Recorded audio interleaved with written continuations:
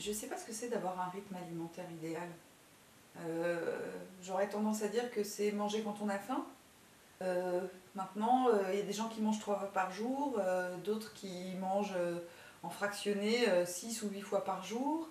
Alors, selon moi, il n'existe pas de rythme alimentaire idéal. Il y a une chose qui est essentielle et qu'on a eu tendance à oublier depuis plusieurs années ou décennies, c'est l'écoute de ses sensations alimentaires. Avant, on entendait les nutritionnistes ou les diététiciennes dire qu'il fallait petit déjeuner comme un roi, déjeuner comme un prince et dîner comme un mendiant. Aujourd'hui, ça me paraît un petit peu obsolète comme vision de la diététique. J'imagine que ça dépend des gens, ça dépend des besoins, ça dépend évidemment du boulot qu'on fait et de l'activité physique qu'on a. Moi, je suis diététicien nutritionniste, je me lève le matin, j'ai pas faim. Je ne vais pas me forcer à manger des tartines et puis un fruit et puis un produit laitier parce que c'est marqué sur un dépliant. Il y a un côté justement social et normé en France et puis dans sûrement beaucoup de pays.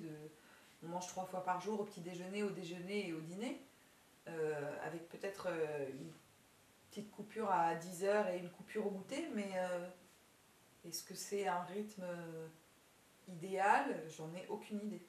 Il y a une notion qui est essentielle, c'est l'éducation nutritionnelle. Les habitudes qu'on va prendre à l'enfance ou à l'adolescence vont conditionner l'alimentation qu'on aura à l'âge adulte. Donc si on peut habituer son enfant à manger le matin, c'est bien, parce que c'est toujours intéressant de recharger les batteries et de faire le plein d'énergie, par exemple, le matin.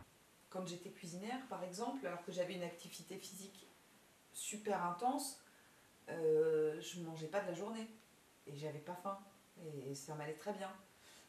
Maintenant que je travaille plus à la maison, je mange bien 2 fois par jour, sans compter les grignotages.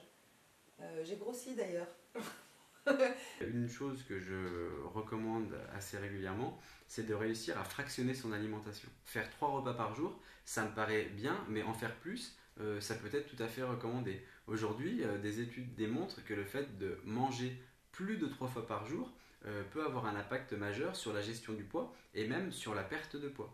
Alors, en fait, le fait de fractionner son alimentation, c'est-à-dire d'avoir un plus grand nombre de prises alimentaires sur la journée, va permettre d'avoir des sensations de faim qui sont beaucoup moins importantes aux repas principaux et du coup de mieux gérer les quantités. Quand on arrive au repas du midi et qu'on n'a pas mangé depuis la veille ou depuis un moment en tout cas, on a très faim et on sert des assiettes qui sont un petit peu trop volumineuses en règle générale et on a tendance à absorber des quantités qui sont au-delà de nos besoins.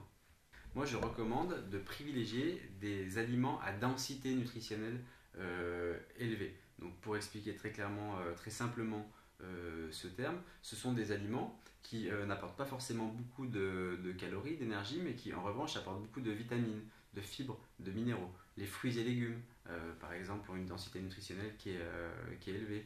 Les oléagineux, j'en parlais tout à l'heure, les amandes, les noisettes ont une densité nutritionnelle également élevée. Les céréales complètes aussi ont une densité nutritionnelle qui est élevée. Il faut limiter la consommation de produits à densité nutritionnelle faible et qui sont bien souvent des produits transformés, voire ultra transformés, qui apportent beaucoup de sucre, de graisse, etc.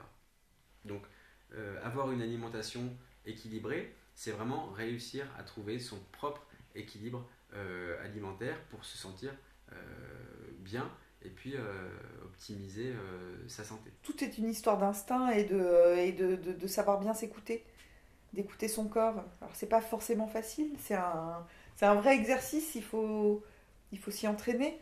Mais je pense qu'à partir du moment où on ne mange que des produits qui sont des produits simples et de bonne qualité nutritionnelle, il faut faire confiance à son corps.